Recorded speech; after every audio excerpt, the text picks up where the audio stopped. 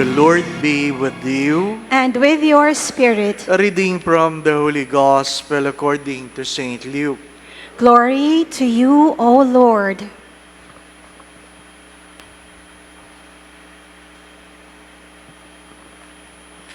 Jesus entered the temple area, proceeded to drive out those who were selling things, saying to them, "It is written, my house shall be a house of prayer, but you have made it a den of thieves."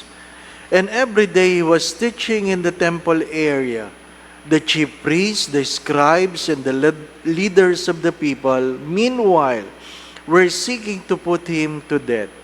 But they could find no way to accomplish their purpose because all the people were hanging on his words.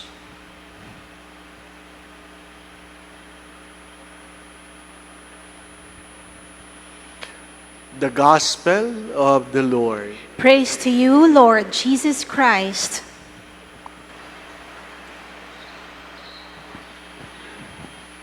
The book of Psalms is one of the oldest tradition.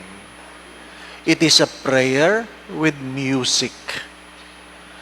A prayer with music. Perhaps when you were studying, some of your teachers or old people advise you when you memorize things, try to put music into it. Ano po? Mas madali daw memoryahin kapag kinakanta. Mas madaling memoryahin pag kinakanta. Kaya yung mga kanta, madaling makalimutan. Ano pa? Saint Augustine said, when you sing, you pray twice. Why? Because the mind meets the heart. The mind meets the heart. It's good also to understand that the three levels of sorrows is what? Pag namatayan ka, o ano man ang pinakamalungkot na bahagi ng buhay mo, nagsisimula kang umiyak. Umiyak. But the deeper level is when you become silent. You don't want to talk to anybody. You don't want even to eat.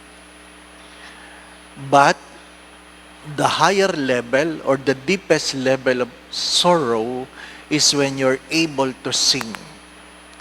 Kapag ikaw ay pag nakakita kayong namatayan at nakita nyo kumakanta yung namatayan, punong-puno ng kalungkutan yon. Talagang yung kanyang kalooban ipinapahayag niya. The same with joy. The first level of joy is when you laugh. The second level is when you're put into silence because of awe. Third, when you're able to sing it. Yung mga kumakanta sa umaga, dalawa lang yan. Malungkot na malungkot o masayang masaya. Ano po? The book of Psalms are prayers of two extreme. Malungkot na malungkot at masayang masaya. Malungkot na malungkot o masayang masaya. Why are we talking about this? Because Saint Cecilia is the patron of music. The patron of music. Magkaiba po yung sintonado sa music. Ano pa? Yung iba, pag sila'y sintonado, nagdadasal sila kay Saint Cecilia.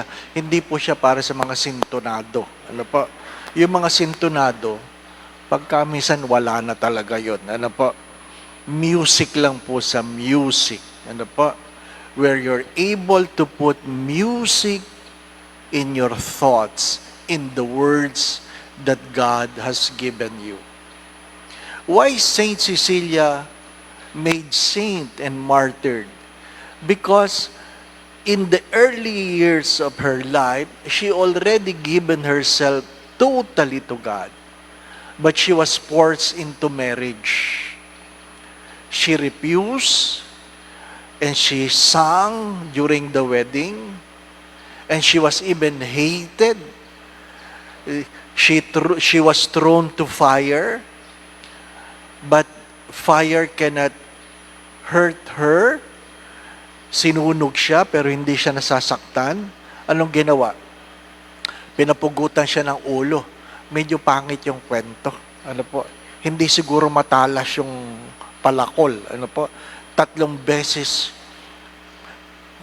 pinalakol ang leeg, hindi naputol. Ha?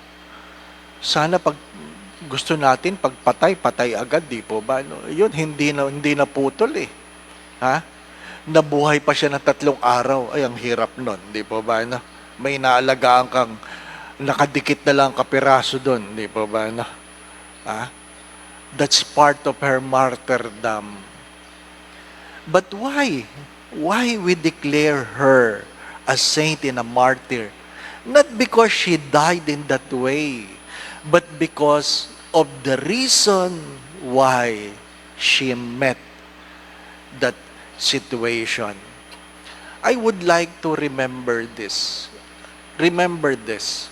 We will be judged not by the things we do, but the reason why we are doing it. Please keep that in mind. We will be judged not by the things we do, but by the reason why we are doing it. Because you could be doing something right for the wrong reason. Keep that in mind. Not all people doing right things have the right reason. Sabi nga ng nanay sa kanyang anak, "Anak, ba't ang bait-bait mo?" Ano sagot ng bata? "Ay, di wala akong baon." So, hindi siya mabait. Wala lang siyang baon. Di po ba, ano? Magandang pagtunan ng pansin yon. How much of the things we do, we really do it out of love.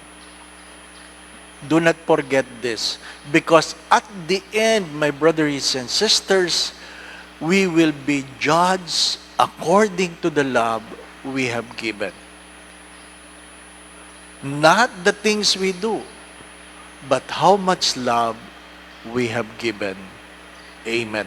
A couple came, asked for a blessing for their 43rd wedding anniversary. And candidly, I asked, how many of those years are years of love and pagtitiis? And the husband immediately said, all 43 years, Father, pagtitiis. And the wife cried. The wife cried. And we paused. My dear friends, keep this in mind.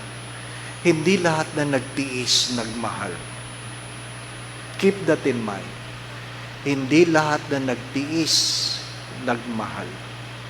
Pero yung nagmamahal, marunong magtiis. Hindi lahat na nagbibigay, nagmamahal. Pero yung nagmamahal, nagbibigay. At the end, it is not what we do that we will be judged. We will be judged on the reason why we have done it. Kaya nga sabi ni Mother Teresa ng Calcutta, we are not called to do great things, but to do little things with great love. Let love be the reason. Kaya pag kayo'y may ginagawa, ang tanong doon, nasaan ang puso mo? The Lord be with you. And with your spirit. And may Almighty God bless you and your family, the Father, the Son, and the Holy Spirit. Amen. We go in peace to love and serve the Lord. Thanks be to God.